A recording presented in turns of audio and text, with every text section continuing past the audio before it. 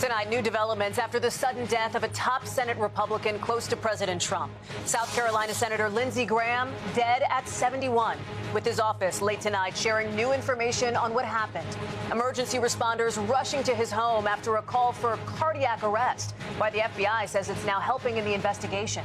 Plus, the brand new photo just into us of Senator Mitch McConnell, who says he's now at a rehab center.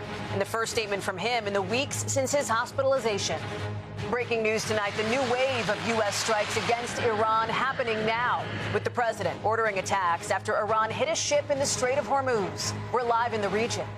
Deadly puck fire, dramatic new images showing flames shooting out this door overseas. Dozens now killed.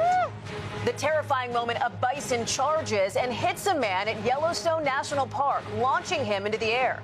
How he's doing tonight and what the photographer who captured these images is telling us. Dangerous storms leaving a trail of destruction, ripping off roofs, trees, smashing into cars. Plus, the massive heat dome back to blanket most of the country. Protesters demanding answers as questions grow after a teen's death during a 4th of July trip with friends.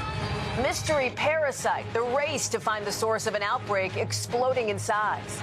Plus, the popular museum linked to a different disease outbreak in New York City. Remarkable rescue, the moment a dog, trapped and missing for days, is reunited with his owner. The world #1 goes back-to-back at Wimbledon. And there's good news tonight about hard work paying off, helping this boy's World Cup dreams come true. This is NBC Nightly News with Hallie Jackson. Good evening. We begin tonight with the stunning and sudden death of a longtime top Republican, with new details late tonight from the office of Senator Lindsey Graham, who died overnight at the age of 71. You see here emergency responders at Graham's home answering calls of a cardiac arrest. His office now says early findings indicate Graham had a tear in his aorta. Graham had just returned from an overseas trip to Ukraine, and President Trump, who counted Graham among his closest allies, tells NBC News he talked with the senator on the phone not long before his death. For decades, Senator Graham has been widely considered one of the more influential Republicans in Washington. It comes as we're also getting an update tonight on the health of a different Republican senator, Mitch McConnell, releasing this photo right here for the first time since his hospitalization weeks ago, saying he went briefly unconscious after a fall and that he will delay his return to the Senate for now. We have team coverage tonight, starting with Julie Sirkin here in Washington. One of the most influential lawmakers in history, South Carolina Republican Senator Lindsey Graham, dead tonight at 71 years old, passing away suddenly after suffering chest pains in his Capitol Hill home last night. EMS 6 response to Engine 7 Medic 7 with cardiac arrest. Emergency personnel responding just before 9 p.m. to calls of cardiac arrest. New preliminary findings from the D.C. medical examiner shared by the senator's office say the main artery in his body tore, a sign of heart disease. His family is asking for privacy during this incredibly difficult period. FBI Director Kash Patel said his agency is assisting authorities in investigating Graham's shocking death. President Trump sharing his final conversation with Graham on Meet the Press this morning. What makes it even stranger is that I got a call last night sometime at, the early evening. He sounded a little tired, but perfect. But thought maybe we might even meet today. And then that was it. Graham, a former military lawyer and lifelong foreign policy hawk, had just returned from Ukraine, where on his 71st birthday he spent time with President Zelensky in what would be his final public appearance. The four-term senator, who worked just as well across the aisle as he did with his own side, announcing in Kyiv the White House finally signed off on a bipartisan bill that would make it more difficult for Russian President Putin to fund his war. I've never been more optimistic than I am today that we have the formula to end this war. Graham built lasting friendships with lawmakers, presidents, and world leaders from all backgrounds. I think America has lost a great patriot. But no relationship as enduring as his bond with the late Senator John McCain, who he traveled the world with and frequently defended. John McCain was willing to die for this country, and he can vote any way he wants to. Trump today referring to Graham as family, but the 2016 presidential campaign rivals haven't always seen eye to eye. And as to Donald Trump, he would be a terrible commander-in-chief. In 2021, Graham slammed Trump hours after the January 6th attack on the Capitol. Count me out. Enough is enough. I've tried to be helpful. Now it's hard to find a Republican lawmaker with more influence over Trump than Graham. The friendship grew. It just grew. And he was an amazing advocate. Hallie, the senator's cause of death is pending. The D.C. medical examiner says Graham, whose father died from heart disease, had chronic plaque buildup in his arteries, making them prone to tearing. But his manner of death, Hallie, will not be known until the toxicology report comes back, something the FBI could help process. Agents were actually at his home today. Hallie? Julie Sirkin, thank you. Let's turn now to our chief Capitol Hill correspondent, Ryan Nobles, who is joining us here in Washington. And Ryan, a lot of folks would tell you there will not be another senator quite like Lindsey Graham. What does the process now look like moving forward? Yeah, I think you're right about that, Hallie. There's no doubt that Lindsey Graham not only had a direct line to President Trump, but his long career in Congress gave him a special institutional understanding of the way Washington works. His influence in the foreign policy space will be the most recognized. He was a leading GOP proponent of defense of Ukraine and Israel. It's a position on the right that is losing influence. As for this vacant seat, South Carolina's governor will appoint a replacement until the end of the year, but there will also be a snap primary to fill his space on the midterm ballot. And then, Ryan, what about some of these new developments on Senator Mitch McConnell? We are hearing from him now directly for the first time since his hospitalization last month. Yeah, that's exactly right, Hallie. This is the first time we're hearing directly from the 84-year-old senator himself. He's been in the hospital for close to a month. He said in a statement that he did not suffer a heart attack or a stroke, but instead lost consciousness after a fall, adding, quote, "I didn't break any bones or suffer a concussion, but I was briefly unconscious." That led to his hospitalization. He added that he was recently able to move to a rehab facility where he continues to regain his strength. Now, while McConnell says that he's been able to keep up with Senate business, he hasn't been able to make it to the floor. And without that key GOP vote, it's far more difficult for Republicans to confirm key cabinet posts and judicial nominations, much less any significant legislation, Hallie. Yeah, a lot to watch on your beat. Ryan Nobles, thank you. We've got some more breaking news tonight. A new escalation in the Middle East with U.S. strikes happening as we speak inside Iran. The U.S. says it's in response to Iranian attacks against commercial ships in the Strait of Hormuz. Our Raf Sanchez has those late-breaking details. As the U.S. and Iran trade waves of attacks, tonight a new escalation. Central Command announcing a fresh round of strikes aimed at stopping Iran from targeting commercial ships in the Strait of Hormuz, amid conflicting claims about the status of the critical waterway. The U.S. earlier said it struck 140 targets on Iran's southern coast, using drones, fighter jets, and cruise missiles launched from warships. President Trump telling Meet the Press, "We bombed the hell out of them last night. They're very, very evil and sick people." It comes after Iran announced on state television that it attacked and crippled a commercial cargo ship in the Strait for using an unauthorized route. Tonight, one of its crew members is still missing. But despite the intensive U.S. bombardment, Iran showing no sign of backing down. The Revolutionary Guard launching attacks of its own against U.S. allies across the Gulf, declaring the Strait of Hormuz is shut and will remain closed until the end of U.S. interference in the region. Central Command insisting the strait is open for transit, but it's unclear if ship captains will risk running what is now a gauntlet of fire. Maritime data shows just 21 ships transited yesterday, still just a fraction of the pre-war average of around 110 ships a day. Iran says it will control the future of the strait along with neighboring Oman, a demand the U.S. says is unacceptable. Pakistani officials who brokered last month's memorandum of understanding between the U.S. and Iran tonight appealing for calm, as the Middle East appears to be spiraling back into full-blown conflict.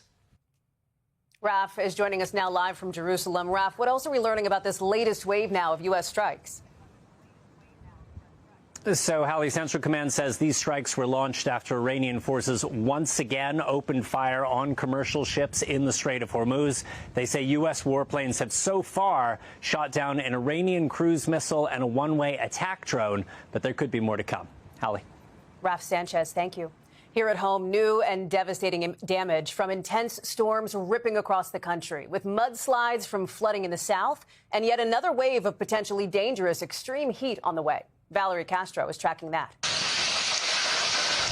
Tonight, damaging storms leaving a trail of destruction. Oh, my God! With more severe weather on the way. Oh, my God, the car! Philadelphia hard hit by at least 4 severe microbursts Saturday. It's definitely not normal. With straight-line wind gusts of up to 70 miles per hour, according to the National Weather Service.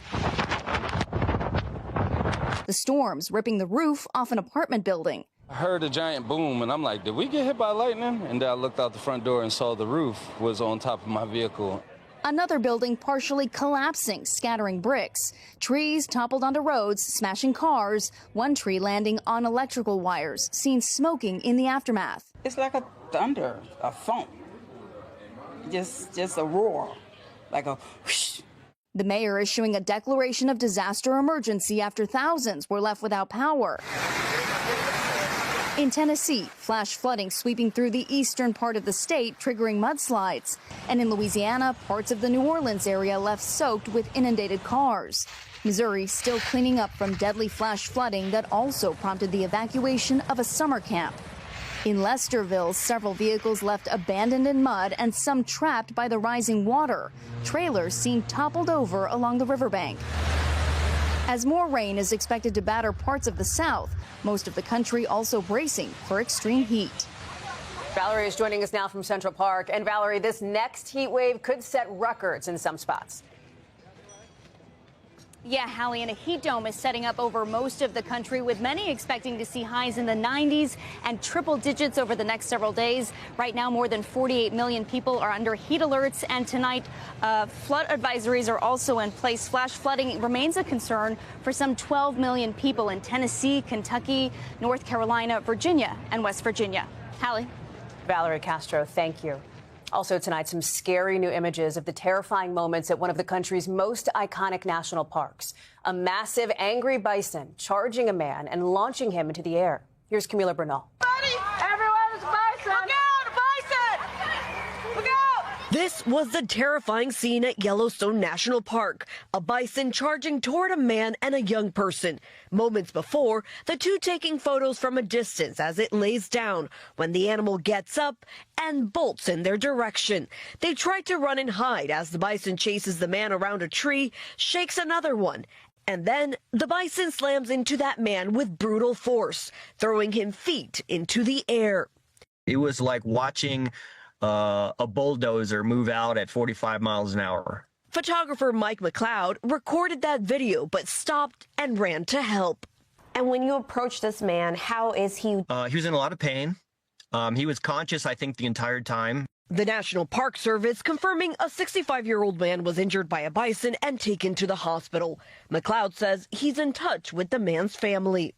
It sounds like he has a broken leg in several places. The doctor said that he probably would recover, but it's going to be a long recovery. The man's family telling NBC News he underwent surgery and remains at the hospital. This incident, the second in just 2 months at the park. In June, a 12-year-old was also hurt by a bison.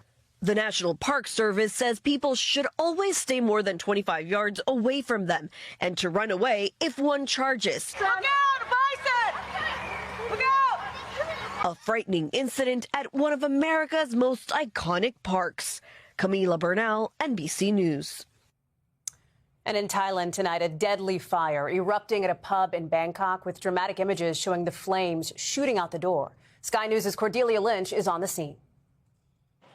Well, this is the bar in northern Bangkok where the devastating fire broke out. The air is still thick with smoke, and you can see the blackened walls of the entrance. The venue was packed with people at around midnight on Sunday night when suddenly there were these huge flames that ripped through it. Now, we've been told that many people tried to escape to the fire exit round the back, but sadly suffocated in the restrooms. We don't yet know the cause of this, but one person described smoke coming out of a circuit breaker, an explosion, and then the flames, many people running for their lives.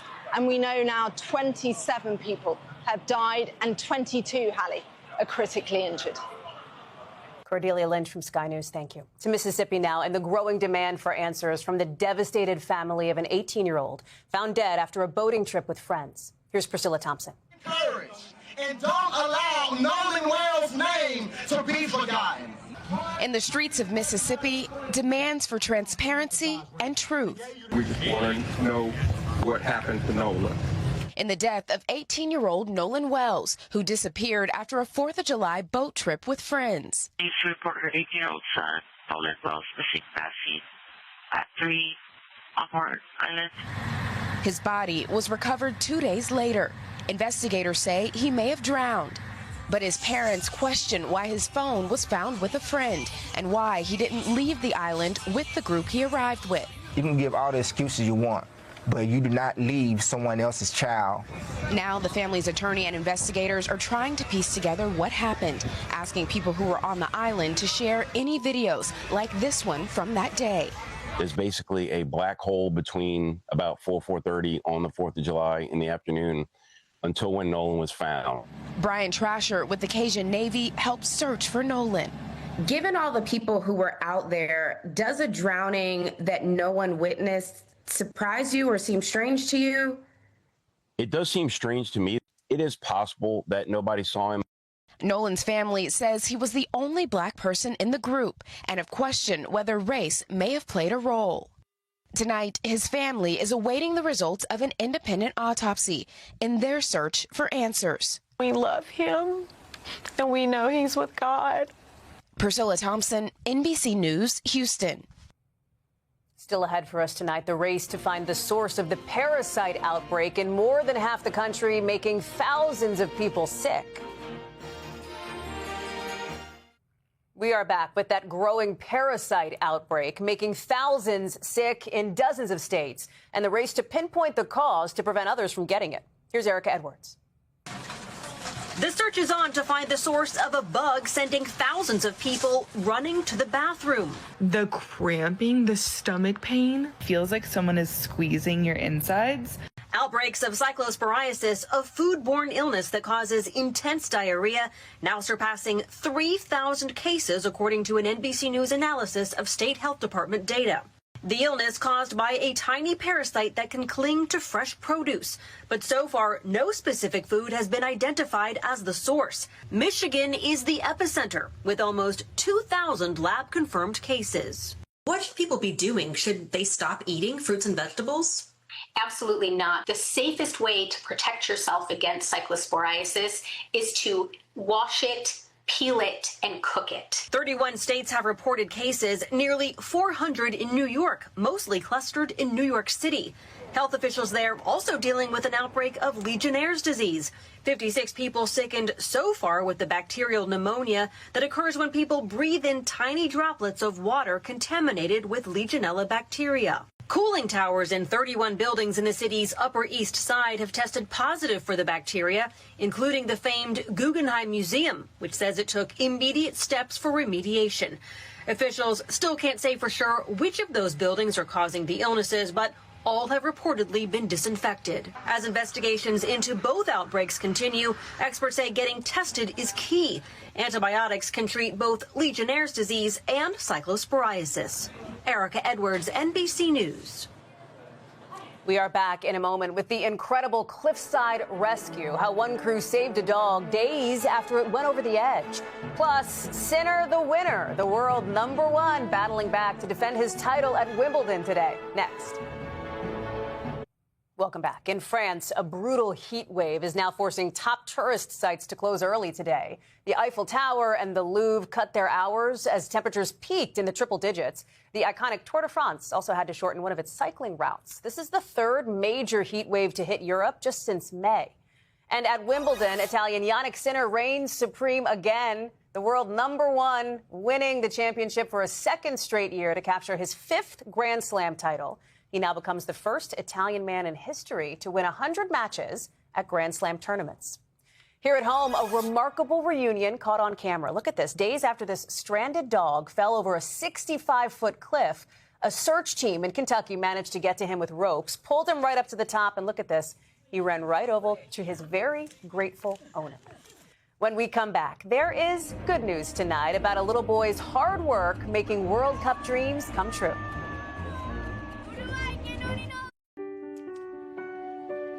There is good news tonight about working hard for the love of the beautiful game.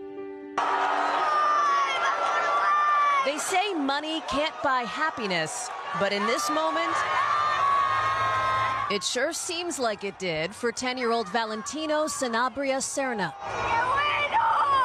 a soccer superfan who's been playing since age 2. I always saw those fans in the stadium, and I wanted to be part of that atmosphere. When he watched the last World Cup, he set his own goal to get there himself in 2026. He's like, I'm going to start waking up early to make my bed, and I'm going to help take out the trash and do the dishes. I was like, okay, well, if you do all those chores, you'll get paid, and if you have enough money, then you can go. So little by little, at a rate of $2 a day, $2, 2022. Valentino worked and saved to turn his dream into a reality.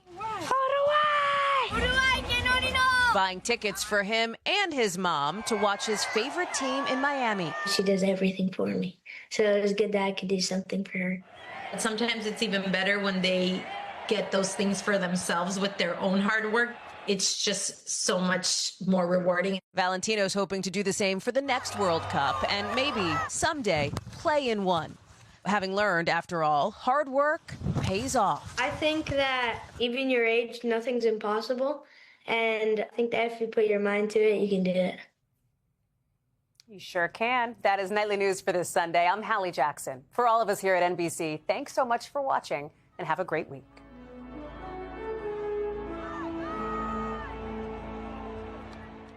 We thank you for watching, and remember, stay updated on breaking news and top stories on the NBC News app or watch live on our YouTube channel.